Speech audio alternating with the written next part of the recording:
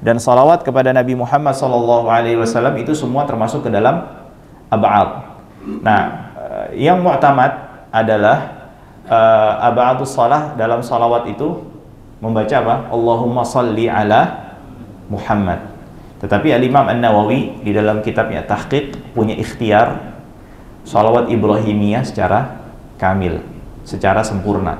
Jadi bacanya Allahumma salli ala Muhammad wa ala ali Muhammad seterusnya sampai innaka hamidun majid. Tapi yang mu'tamad madhab cuma apa? Allahumma salli ala Muhammad.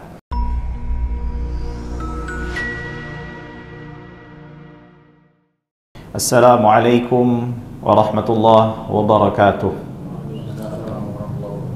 Innal hamdalillah nahmaduhu wa nasta'inuhu wa nastaghfiruh wa natubu ilaihi wa nastahdihi wa na'udzu billahi min shururi anfusina wa min sayyiati a'malina. Man yahdihillah fala mudilla lahu wa man yudlil fala hadiya lah. Asyhadu an la ilaha illallah wahdahu la syarika lah wa asyhadu anna sayyidana wa nabiyyana Muhammadan abduhu wa rasuluh. Allahumma salli wa sallim ala abdika wa rasulika Muhammadin wa ala alihi wa sahbihi wa man tabi'ahum bi ihsanin ila yaumiddin. Qala Allah subhanahu wa ta'ala ya ayyuhalladzina amanu taqullaha haqqa tuqatih wa la tamutunna illa wa antum muslimun. Jamaah sekalian, alhamdulillahi rabbil alamin, bersyukur kita kehadirat Allah subhanahu wa ta'ala bisa melanjutkan kajian kita di waktu yang diberkahi ini, pembacaan dan penjelasan kitab Al-Yaqut An-Nafis fi Madhhab Ibn Idris karya Sayyid Ahmad ibn Umar Asy-Syatiri rahimahullahu ta'ala. Kita masih berada di dalam pembahasan yang berkaitan dengan ab'adu as-salah. Kita sudah mengetahui di kajian sebelumnya bahwasannya rangkaian atau rangkaian sholat ini dibagi menjadi 3 kategori. Yang pertama rukun atau yang bisa kita kenal dengan hal-hal yang diwajibkan atau yang difardukan untuk dikerjakan, dan yang kedua adalah hal-hal yang disunnahkan, yang dimana hal-hal yang disunnahkan ini dibagi menjadi 2, yaitu ab'ad dan juga hayat, ya. Yang dimana pembagian ini dikarenakan adanya perbedaan konsekuensi bagi siapa yang meninggalkan daripada sunnah ab'ad ataupun sunnah hayat. Bagi siapa saja yang meninggalkan sunnah ab'ad, maka disunnahkan dan ditekankan untuk menggantinya dengan melakukan sujud sahwi di akhir sholatnya sebelum salam. Adapun sunnah hayat tidak disunnahkan untuk menggantinya bila ditinggalkan dengan sujud sahwi. Di mana penulis rahimahullahu ta'ala mengatakan ab'adus salah 20, yang dimana ab'ad salat ini berjumlah 20, dan kita sudah membahas yang diantaranya adalah qunut, dan kita sudah cukup panjang lebar membahas masalah qunut ini dan dalil-dalilnya serta sedikit jawaban terhadap pendapat-pendapat yang menyatakan bahwasannya tidak disunnahkan untuk mengerjakan qunut di waktu subuh. Ya, yang dimana di dalam madhab Syafi'i ini qunut disunahkan di waktu dikerjakan di sholat subuh dan juga pertengahan akhir daripada di witir pertengahan akhir bulan Ramadan, dan juga berdirinya sholawat kepada Nabi Muhammad SAW di dalam qunut, dan juga berdiri untuk mengucapkan atau membaca sholawat kepada Nabi Muhammad SAW, lalu selanjutnya salam kepada Nabi Muhammad SAW di qunut, dan juga berdiri untuk mengucapkan salam. Artinya mengucapkan salamnya juga sambil berdiri. Wassalatu alal al, salawat kepada keluarga Nabi Muhammad SAW di qunut, ya, dan juga berdirinya untuk mengucapkan salat atau membaca salawat untuk keluarga Nabi Muhammad SAW. Wassalamu alaihim, dan juga salam kepada mereka semuanya di dalam qunut, dan juga berdiri untuk mengucapkan salam. Wassalatu ala sahab, ya, salawat kepada sahabat dan berdiri ketika bersalawat kepada sahabat, dan salam kepada mereka juga serta berdiri ketika mengucapkan salam untuk para sahabat. Baik, itu semua yang sudah kita bahas di pertemuan yang lalu. Sekarang kita masuk kepada sunnah yang berikutnya, yaitu wat tasyahudul awal, ya. Artinya di antara ab'ad shalah itu adalah tasyahud awal. bagi siapa saja yang meninggalkan tasyahud awal itu disunnahkan untuk menggantinya dengan melakukan sujud sahwi di akhir salam, ya. Nah, adapun bagi siapa saja yang meninggalkan tasyahud awal bila melakukannya secara sengaja, bila dia berdirinya sudah mendekati ke arah berdiri, jadi gerak kondisi, ya, gerakannya itu sudah lebih mendekati ke arah berdiri, diharamkan baginya untuk kembali kalau ini dia melakukannya dengan sengaja. Adapun bila tidak sengaja, selama belum berdiri secara sempurna, maka dia diperbolehkan untuk apa? Untuk kembali. Adapun bila dia kembali di saat sudah berdiri sempurna itu dan dia mengetahuinya, hukumnya, ingat mengerjakannya secara sengaja, itu bisa membatalkan sholat. Ya, jadi intinya mudahnya, kalau sudah kelewatan, udah lewatin aja. Jangan apa? Jangan balik lagi. Nah, tapi membatalkannya ini diberikan syarat bila melakukannya, dia mengetahui hukumnya, akan tidak bolehnya kembali ketika sudah melewati atau tidak mengerjakan tasyahud awal. Dan yang kedua adalah secara sengaja, ya. Dan yang ketiga adalah melakukan secara sengaja, dan dua juga yang ketiga adalah dia ingat, ya. Artinya kalau dia kembalinya kelupaan, yaitu tidak membatalkan sholatnya. Lalu tasyahud awal yang dimaksud di sini adalah membaca doa tasyahud, ya. Dasar di mana tasyahud awal ini dimasukkan ke dalam ab'adus shalah adalah sebuah hadis yang dikeluarkan oleh Imam Al-Bukhari dan juga Imam Muslim dari sahabat Abdullah ibn Muhainah, anna Nabiya sallallahu alaihi wasallam shalla bihimudz zuhra. Nabi Muhammad sallallahu alaihi wasallam salat menjadi imam bagi para sahabatnya di waktu zuhur. Faqama fi rak'atainil ulayain, dan Nabi Muhammad sallallahu alaihi wasallam ketika 2 rakaat pertama beliau berdiri, artinya tidak duduk untuk melakukan tasyahud awal. Walam yajlis, ditegaskan di sini. Faqama an-nasu ma'ah, dan orang-orang ikut berdiri, artinya tidak melakukan tasyahud awal, ya. Hatta idza qada as-salata, sampai selesai salat, wa antadhara an-nasu taslimahu, dan orang-orang menunggu Nabi Muhammad SAW untuk apa? Melakukan salam, mengakhiri salatnya. Kabbara wa huwa jalisun, Nabi Muhammad SAW bertakbir di saat beliau duduk di antara 2 sujud atau duduk tahiyat tersebut. Fasajada sajdataini, Nabi Muhammad melakukan sujud sahwi qabla an yusallim thumma sallam, sebelum beliau mengucapkan salam, lalu mengucapkan salam setelah melakukan 2 kali sujud, yaitu sujud sahwi. Jadi dalam hadis ini menunjukkan bahwasannya ketika meninggalkan tasyahud awal itu tidak membatalkan sholat, karena Nabi Muhammad SAW tidak membatalkan sholat, tapi apa? Tetap melanjutkan sholatnya. Jelas ya? Nah, lalu bagaimana bila apakah diperbolehkan bila seorang imamnya berdiri meninggalkan tasyahud awal, lalu makmumnya tasyahud awal sendirian, boleh nggak?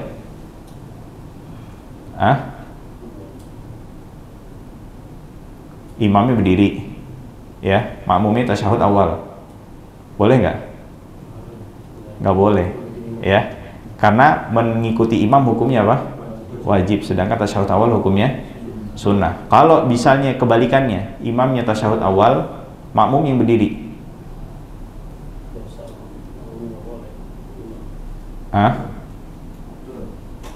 iya, turun apa boleh? Apa nggak turun? Turun.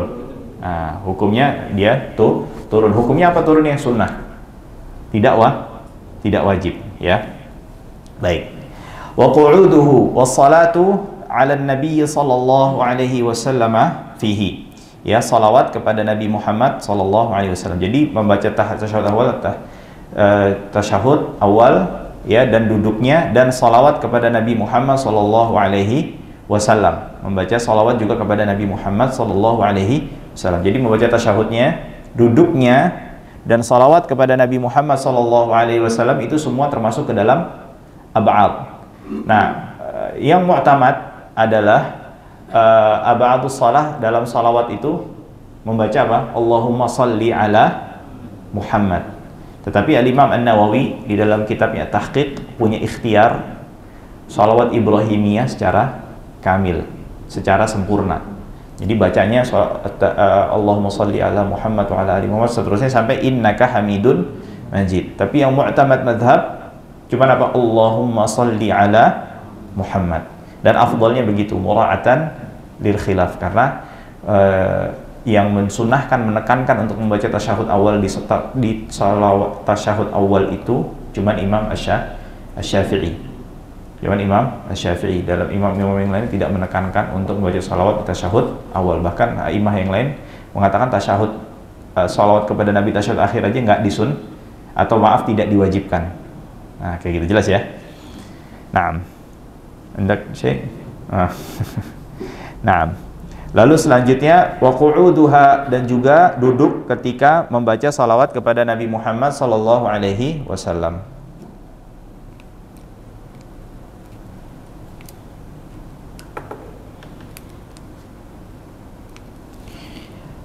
Ya, duduk ketika bersalawat kepada Nabi Muhammad sallallahu alaihi wasallam di tasyahud awal. Lalu yang selanjutnya wassalatu alal al, salawat kepada keluarga Nabi Muhammad sallallahu alaihi wasallam fit tasyahudil akhir, di tasyahud akhir. Jadi kalau salawatnya kepada Nabi Muhammad sallallahu alaihi wasallam di tasyahud awal itu hukumnya ab'ad.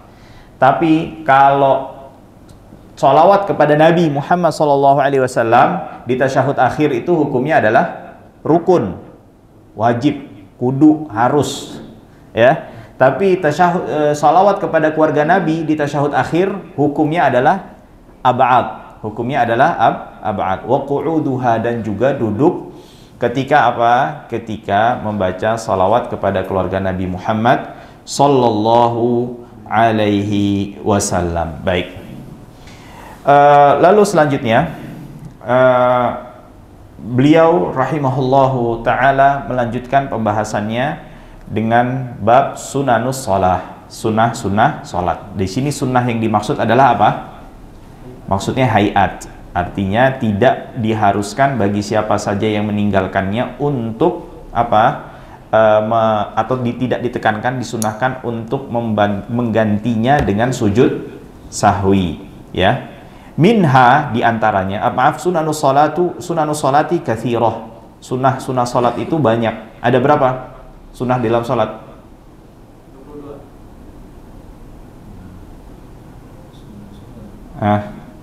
Tahu nggak totalnya berapa? Tadi pada 500. Ya, bahkan ada salah seorang ulama dari Hadramaut itu pernah membuat syarat, mengatakan tidak boleh menjadi imam di dalam sholat. Kan syarat paling utama, atau siapa yang paling berhak, ya, siapa yang paling berhak untuk menjadi imam, ya, siapa yang paling berhak untuk menjadi imam.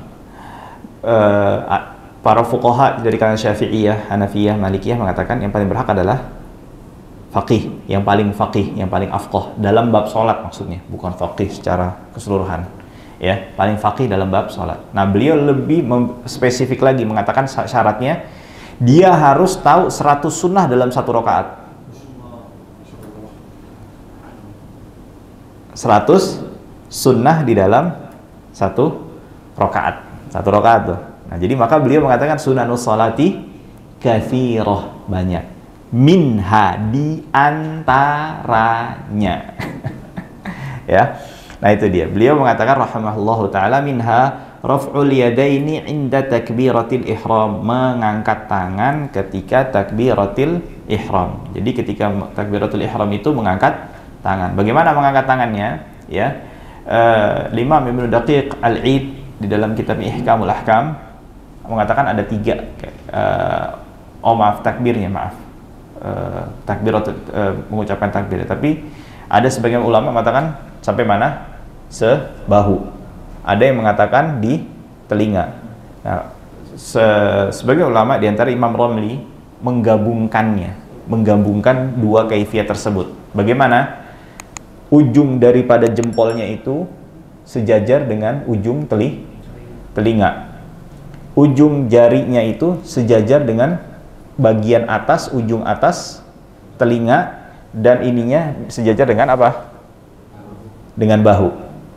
Nah, dan mengangkatnya sambil mengarahkan bagian dalam telapak tangannya ke arah kiblat, dan sedikit merenggangkan jari jemarinya ketika mengangkat tangannya di dalam takbiratul ihram, dan sedikit agak membengkokkannya. Ya, begini nih. Ya. Jadi begini nih. Nah, kurang lebih seperti ini kurang lebih, ya. Nah, ini cara yang lebih disukai oleh Imam Ar-Ramli dengan menggabungkan ke semua riwayat. Hal ini berdasarkan sabda Nabi Muhammad SAW, innahu sallallahu alaihi wasallam kana yarfa'u yadayhi, atau dalam sebuah hadis, hadwa mankibaihi idza iftataha shalah. Beliau mengangkat tangannya sejajar dengan apa? Dua pundaknya ketika memulai salatnya sallallahu alaihi wasallam. Nah, juga yang diantara yang disunahkan ketika ini mengangkat tangan wa indar ruku', ketika ruku', ya, ketika ruku', wa indar raf'i minhu, dan ketika bangkit daripada apa? Ruku', wa indal qiyami minat tasyahhudil awwali, dan juga ketika bangkit daripada apa? Tasyahud awal. Nah, jadi ada 4 tempat yang dimana kita disunahkan untuk mengangkat tangan kita ketika di dalam sholat. Pertama, ketika takbiratul ihram, ketika ruku', ketika bangkit daripada ruku', yaitu i'tidal. Yang keempat apa? Tasyahud, ketika bangkit daripada tasyahud awal. Ya, ini semua berdasarkan sebuah hadis, ya, yang dikeluarkan Imam Al-Bukhari, di mana Ibnu Umar mengatakan, ra'aitu Rasulullah sallallahu alaihi wasallam idza qama fi sholati rafa'a yadayhi hatta yakuna hadwa mankibayhi. Saya melihat Rasulullah sallallahu alaihi wasallam jika berdiri untuk melaksanakan salat, beliau mengangkat kedua tangannya sejajar dengan kedua pundaknya, ya, ketika memulai salatnya. Wa kana yaf'alu dzalika hina yukabbiru liruku', dan juga Rasulullah sallallahu alaihi wasallam melakukannya ketika bertakbir untuk ruku'.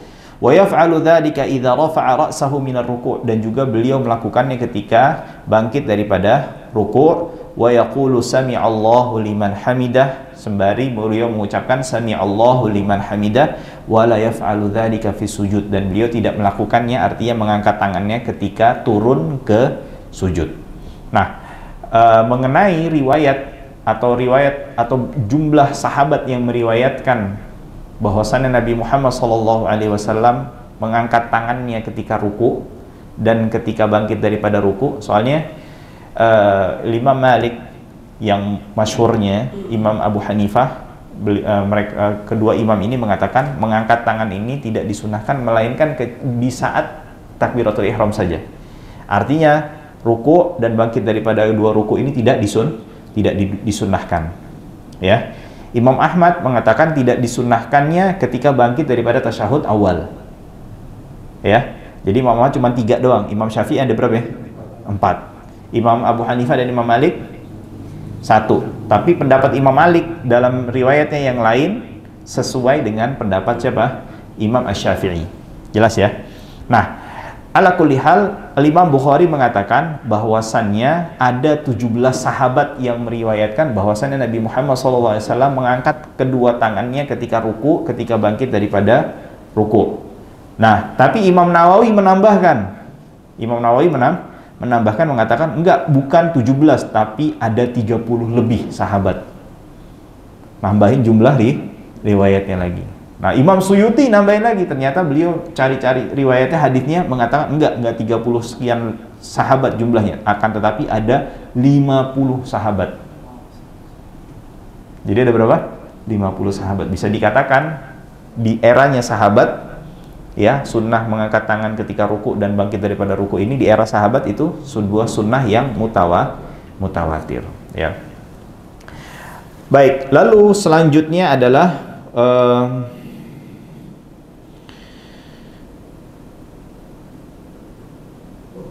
beliau mengatakan wa du'aul istiftah, ya, doa iftitah yang kita kenal dengan doa iftitah. Itu kapan? Setelah takbiratul ihram, ya. Tetapi para ulama mengatakan disunnahkan, ya, antara doa iftitah dengan takbiratul ihram dengan doa iftitah itu ada sesaat sedikit sejenak saja diem dengan kadar mengambil nafas saja. Jadi kurang lebih diam di dalam sholat itu, ya, di dalam berdiri ketika sholat itu ada 6. Antara takbir dengan doa iftitah dengan membaca ta'awudz itu udah berapa? 2. Dari ta'awudz dengan Al-Fatihah surat, ya, itu udah berapa? 4, ya. Lalu yang selanjutnya adalah antara waladhdallin amin itu diam itu enggak, bukan waladhdallin amin, enggak begitu, tapi waladhdallin amin, ngambil nafas saja, ya. Dari setelah amin dengan apa? Takbiratul intiqal, takbir untuk ruku. Jadi berapa diamnya di dalam berdiri? 6. Nah, tapi yang paling panjang itu di mana? Bagi imam antara amin dengan surat, ya, itu seukuran, ya, sepanjang memberikan kesempatan bagi makmum membaca suratul Fatihah. Ini termasuk sunnah yang udah jarang dikerjakan nih, ya, sama imam-imam nih, ya. Jadi kalau habis waladhdallin amin, diam. Bukan diam berarti diam sama sekali, bener. Disunahkan bagi imamnya tuh membaca zikir. Jadi nggak diem-diem amat. Subhanallah, alhamdulillah. Tapi didengar sama dirinya dia sendiri aja. Nggak dijaharkan kalau di sholat jahriyah. Jelas ya? Nah, itu dia. Wa du'aul istiftah. Nah, doa istiftah ini banyak doanya. Yang mana saja mau dipakai silahkan, ya. Tetapi Al-Imam Asy-Syafi'i berpendapat yang paling afdol itu doa iftitahnya adalah wajjahtu wajhiya lilladzi fataras samawati wal arda hanifa wa ma ana minal musyrikin inna salati wa nusuki wa mahyaya wa mamati lillahi rabbil alamin la syarika lahu wa bidzalika umirtu wa ana minal muslimin. Sampai di situ, ya. Ini secara umum doa iftitah itu sunnah dilakukan kecuali di dalam beberapa tempat, ya, kecuali di beberapa tempat. Pertama, ketika sholat jenazah. Kalau sholat jenazah jangan wajjahtu wajhi, langsung aja baca Al-Fatihah, ya. Lalu yang selanjutnya adalah ketika dikhawatirkan kita kalau baca suratul Fatihah kagak dapat 1 rakaat. Artinya kalau nggak dapat 1 rakaat, artinya kita sholatnya qadha. Paham ya? Maksudnya gimana nih, Ustaz? Jadi misalnya kita sholat 4 rakaat nih, ya. Kita begitu takbir udah bentar lagi adzan asar. Kalau kita dapat 1 rakaat, artinya kita sholatnya ada. Artinya masih dihitung sholatnya di dalam waktu sholat. Tapi kalau kita baca doa iftitah, kita belum dapat 1 rakaat, udah masuk waktu asar. Jelas ya? Nah, di situ nggak disunahkan membaca doa istiftah. Juga tidak disunahkan ketika misalnya kita datang, imam udah bentar lagi mau ruku. Artinya kalau kita baca doa istiftah, kita nggak bakal bisa baca suratul Fatihah secara sempurna. Nah, di situ kita juga nggak disunahkan membaca doa istiftah.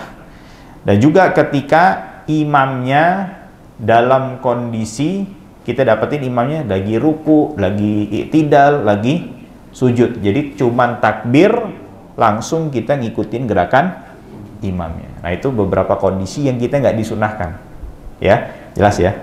Baik. Lalu yang selanjutnya adalah wat ta'awudzu, membaca ta'awudz, ya. A'udzu billahi minasyaitonir rajim, ya. Hal ini berdasarkan firman Allah Subhanahu wa taala, fa idza qara'tal qur'ana fasta'idz billahi minasyaitonir rajim. Disunahkan setiap rakaat, tapi yang paling ditekankan apa? Ketika rakaat pertama, ya. Karena ini rakaat yang disepakati akan kesunahan untuk membaca ta'awudz di dalamnya. Nah, jadi ulama-ulama lain mengatakan yang rakaat kedua, rakaat ketiga, rakaat keempat itu nggak disunahkan baca ta'awudz. Nah, Imam Syafi'i memiliki pandangan yang lain. Kita baca Qur'annya kan bukan di rakaat pertama doang kan? Betul ya? Sedangkan Allah Subhanahu wa taala memerintahkan kita, ya, perintahnya sifatnya sunnah, tapi membaca ta'awudznya ketika mau membaca Al-Qur'an. Sedangkan baca Qur'annya bukan di rakaat pertama saja, tapi di rakaat kedua, rakaat ketiga, rakaat keempat, dan seterusnya, ya. Lalu yang selanjutnya adalah membaca wat ta'min, membaca amin. Hal ini berdasarkan sebuah hadis yang dikeluarkan Al-Imam Abu Daud dan Tirmidzi dari Wa'il bin Hujr, kana Rasulullah sallallahu alaihi wasallam idza qara'a waladdallin, Rasulullah SAW kalau baca waladdallin beliau melanjutkannya dengan membaca amin. Ya. Amin itu apa? Amin itu isim fi'il amr. Baru denger ya? Kan dalam bahasa Arab itu kalimat itu dibagi tiga, ada isim, fi'il, harf. Ada isim fi'il. Isim fi'il. Ya, nah amin ini masuk isim fi'il amr. Maknanya Allahumma stajib, ya Allah, ijabahlah doaku. Karena di dalam suratul Fatihah itu kan ada doa kan? Ya kan? Ihdinas siratal mustaqim, ya kan? Berikanlah kami petunjuk ke jalan yang lurus. Siratal ladzina an'amta 'alaihim ghairil maghdubi 'alaihim waladdallin. Amin, ya. Boleh dibaca pendek alifnya. Boleh dibaca pendek. Jadi boleh amin, boleh amin. Tapi yang nggak boleh ditasydid mimnya. Amin nggak boleh. Ya, jelas ya. Nah, itu dia. Amin panjang, amin ya. Ya. Nah, disunahkan menjaharkan ketika membaca amin di sholat jahriyah. Tapi kalau sholat sirriyah dia bacanya dengan juga sir, ya. Dan juga di dalam amin ini ada fadilahnya, ya, ada fadilahnya. Siapa yang aminnya itu berbarengan dengan malaikat, itu ada fadilahnya, ya, diampuni dosanya, ya. Lalu selanjutnya adalah waqira'atus surati fi maudhi'iha, membaca surat, ya, maksudnya selain daripada suratul Fatihah, fi maudhi'iha, di tempat-tempatnya. Apa itu? Di antaranya adalah 2 rakaat subuh tuh. 2 rakaat subuh kita disunahkan tuh, ya. 2 rakaat pertama sholat zuhur, 2 rakaat pertama sholat asar, 2 rakaat pertama sholat maghrib, 2 rakaat pertama sholat isya, dan juga di sholat-sholat sunnah yang lainnya. Nah, itu disunahkan. Ini bagi siapa imam dan juga orang yang sholat sendiri. Adapun makmum tidak disunahkan membaca surat ketika bacaan imamnya terdengar jelas. Kalau terdengarnya tidak jelas, disunahkan tetap baca surat. Jelas ya? Jadi kedengeran, cuman sayup-sayup tuh nggak kedengeran. Apa nih, baca apa nih imamnya nih? Ya udah kita baca aja, waladdallin. Fatihah wajib ya. Ini kita bicaranya surat, ya. Surat setelah suratul Fatihah. Jadi waladdallin amin. Nah, terus toto kita imamnya nih suaranya kecil banget bisa nih. Nah, itu bismillah. Kita lanjutin aja, bismillahirrahmanirrahim. Qul huwallahu ahad, misalnya gitu. Allahu samad, dan seterusnya, ya. Nah, para ulama berselisih nih dalam baca salah surat. Mana yang lebih afdol? Baca surat sempurna secara utuh atau sebagian ayat dari surat yang panjang? Bisa dipahami ya? Baca surat secara utuh atau sebagian ayat dari surat yang panjang? Paham nggak? Jadi misalnya pertengahan Al-Baqarah, pertengahan suratul Nisa, pertengahan suratul Ali Imran, misalnya. Mana yang lebih afdol? Baca surat secara utuh atau sebagian ayat dari surat yang panjang? Nah, para ulama mengatakan yang paling afdol adalah membaca surat secara utuh. Karena kenapa? Kalau membaca sebagian ayat dari satu surat yang panjang, dikhawatirkan berhentinya kagak pas. Kayak misalnya gampangnya nih, maksudnya kayak gimana? Contoh, fawailul lil musallin. Contoh ini kita dari surat pendek ya, biar lebih paham gampangnya. Celakalah bagi orang yang sholat, dia berhenti terus ruku. Artinya apa itu? Celaka bagi orang yang melakukan sholat. Nah, takutnya berhentinya di surat-surat panjang yang kayak model begini nih, dikhawatirkannya. Jelas ya? Nah, maka itu para ulama mengatakan apa? Satu surat secara sempurna walaupun pendek lebih afdol daripada membaca ayat-ayat panjang ya dari surat yang, atau membaca sebagian ayat dari surat yang panjang. Jelas ya? Jadi bisa dibaca wasyamsi wadduhaha tapi sampai selesai, daripada baca misalnya an-naba innalil muttaqina mafazan sampai terakhir dari potong doang tuh ya, begitu. Nah, akan tetapi tadi kan disebutkan tempat-tempatnya di mana kita disunahkan untuk apa? Membaca surat setelah suratul Fatihah. Akan tapi ada pengecualian. Ada pengecualian siapa diantaranya?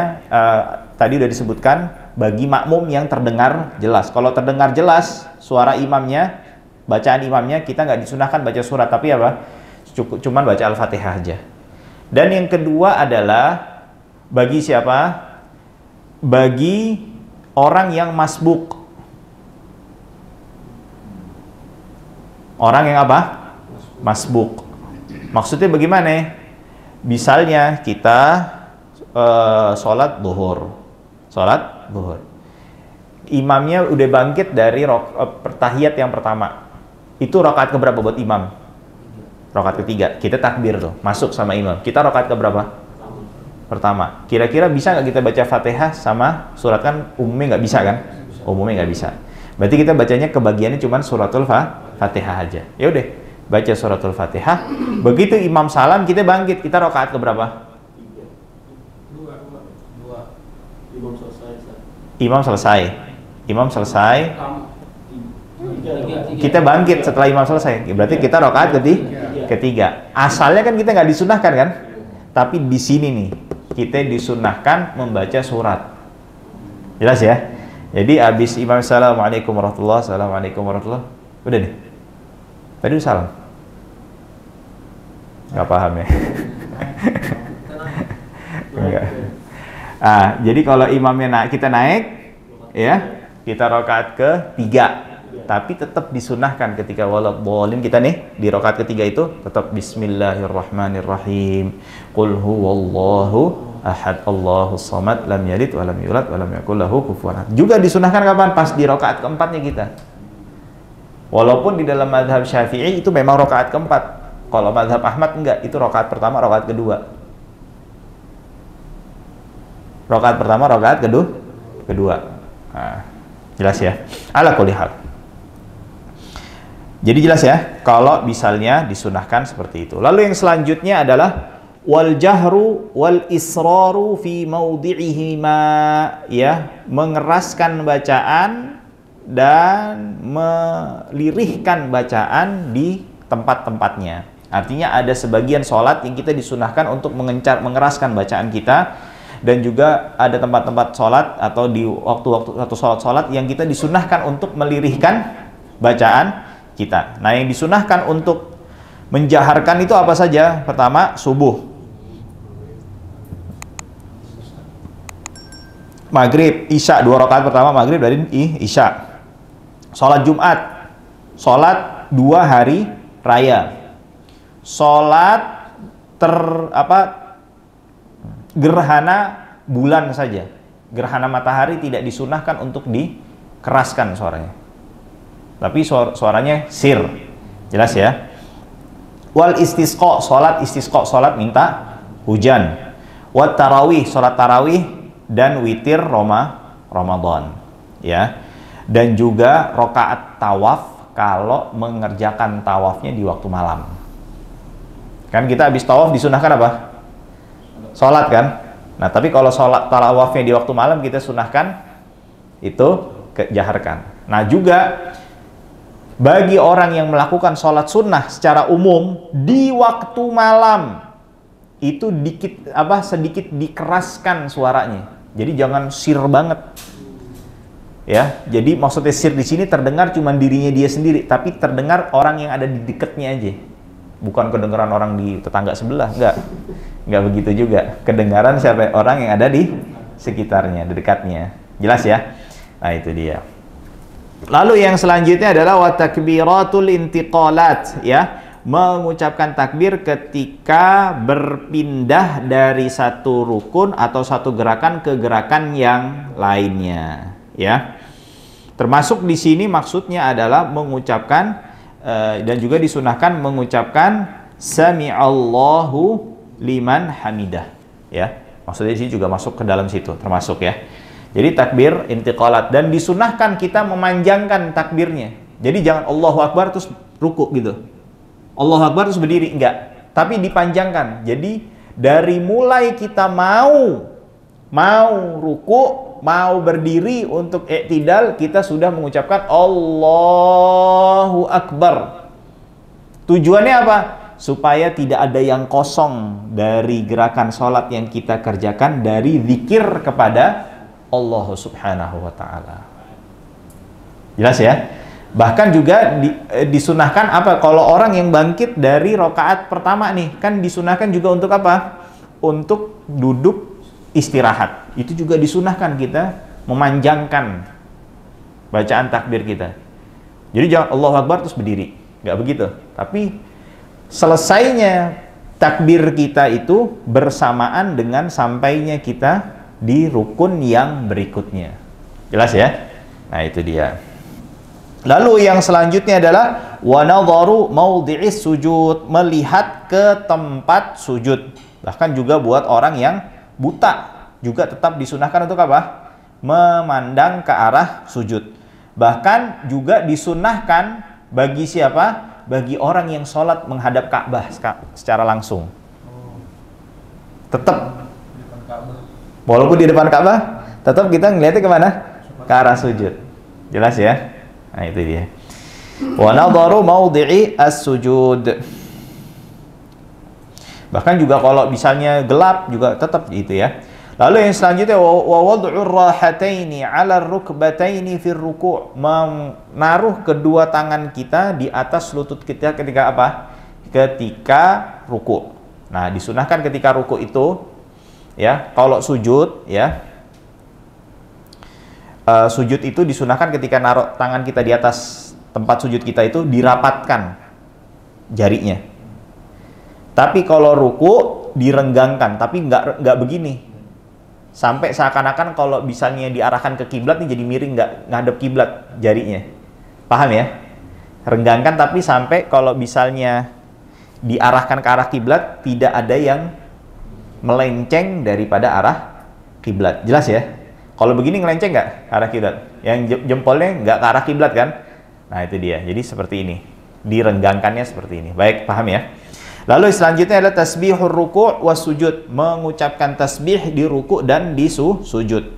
Membacanya apa? Subhana rabbiyal azimi wa bihamdih, itu di ruku', dan subhana rabbiyal a'la wa bihamdih di sujud. Masing-masing subhana rabbiyal azim wa bihamdih atau subhana rabbiyal a'la wa bihamdih masing-masing sangat ditekankannya 3 kali.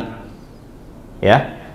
Hal ini berdasarkan sabda Nabi Muhammad SAW ketika turun ayat Allah, fasabbih bismi rabbikal azim. Fasabbih kan subhana rabbil azim. Sabbih subhana rabbil azim. Rasulullah ij'aluha fi ruku'ikum. Jadikanlah fasabbih bismi rabbikal azim di ruku' kalian, yaitu subhana rabbiyal azimi wa bihamdi. Dan ketika turun sabbihisma rabbikal a'la, ij'aluha fi sujudikum, jadikanlah ia di sujud kalian. Jelas ya? Baik. Lalu selanjutnya waliftirashu fi kulli julusin lam ya'qubhu salam. Melakukan duduk iftiras di setiap duduk yang tidak diakhiri dengan salam. Jadi setiap duduk dalam sholat itu disunnahkan melakukannya dengan iftiras. selama duduk tersebut tidak diakhiri dengan mengucapkan salam. Jadi kalau duduknya diakhiri dengan salam, nanti ada lagi, yaitu wat tawarruk, duduk tawarruk. Duduk iftirash itu apa?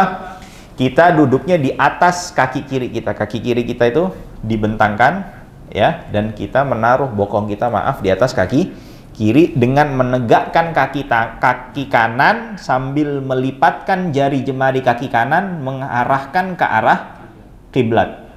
Jelas ya? Nah, adapun tawarruk sama kayak iftirash, hanya saja kaki kirinya digeser sampai masuk ke kaki kanan. Digeser aja kaki kanan, nggak usah pahanya dibentang-bentangin, nggak usah ganggu orang yang di sebelahnya. Jelas ya? Nah, lalu yang selanjutnya adalah wat taslimatut tsaniyah. Yang disunnahkan ketika sholat adalah mengucapkan salam yang kedua. Yang dimana salam yang pertama ini adalah apa? Yang wajib. Ya, salam yang pertamanya wajib. Adapun salam yang kedua, yang pertamanya wajib, salam yang keduanya adalah sunnah. Hal ini ya berdasarkan hadis Nabi Muhammad sallallahu alaihi wasallam, di mana kata an Abi Ma'mar anna amiran kana bi Makkah yusallim taslimatain. Ya, ada seorang pemimpin yang dimana ketika di Makkah itu melakukan salam dengan 2 kali salam. Faqala Abdullah, ya,